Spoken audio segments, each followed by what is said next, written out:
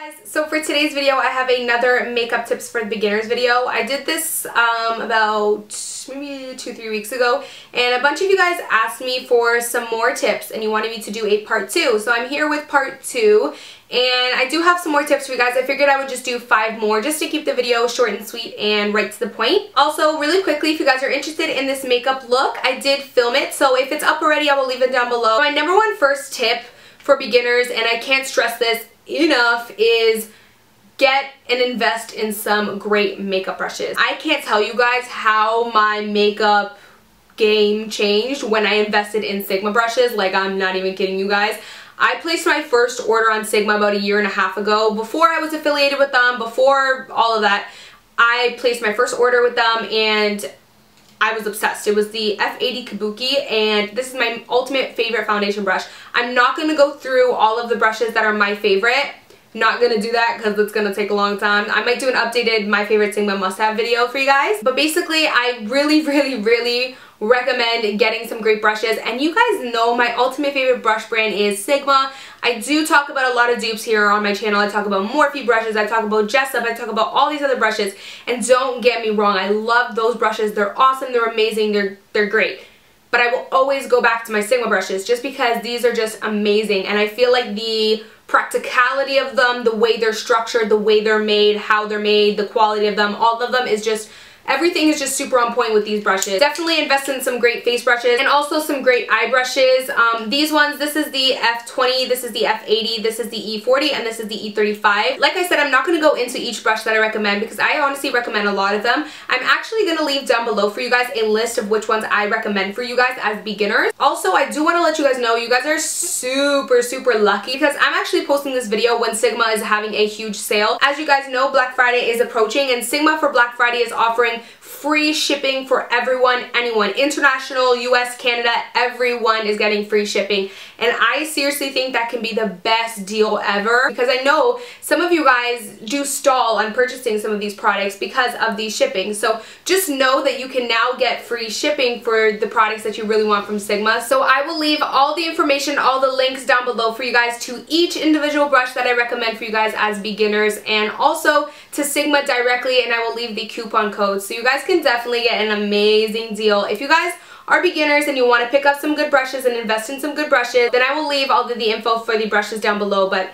definitely one of my tips. So my next tip is to invest in your brows, and I think it's so important for a beginner to realize how important brows really are. A really great product I suggest for a beginner is the Benefit Gimme Brow because it's super easy. It just comes with a little mascara wand and you can just sweep it right in. It fills in your brows and it makes them appear thicker, and I think it's just a really quick, easy way to do that. If you guys are interested in kind of filling them in more precisely and maybe you want to do that, then I do recommend a shadow. The shadow I recommend is the Jordana one.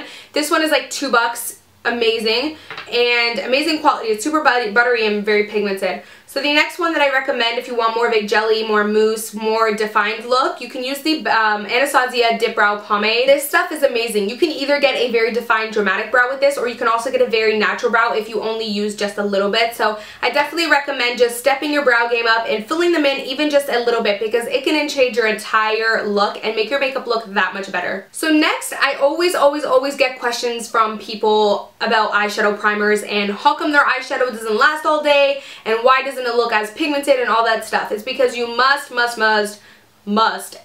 everyone should be using an eyeshadow primer. My favorite one is the MAC Paint Pots. I like to use either Painterly or Soft Ochre. Soft Ochre is very warm, whereas Painterly is very cool. So it just depends what skin tone you have. I like to use the very warm one because I personally enjoy a yellow base because I find that the yellow kind of brightens these shadows. I love this stuff because it's very dry but still creamy, so it's not going to be oily and it's not going to make the shadows stick, or it's not going to make the shadows kind of rub off after a while. It's going to just adhere very nicely, and it's going to make them more pigmented, and it's going to make them last all flipping day. So this stuff is holy grail for me. Changed my eyeshadow game when I first got these. So the fourth tip that I have is to use a liner that you can tight line with.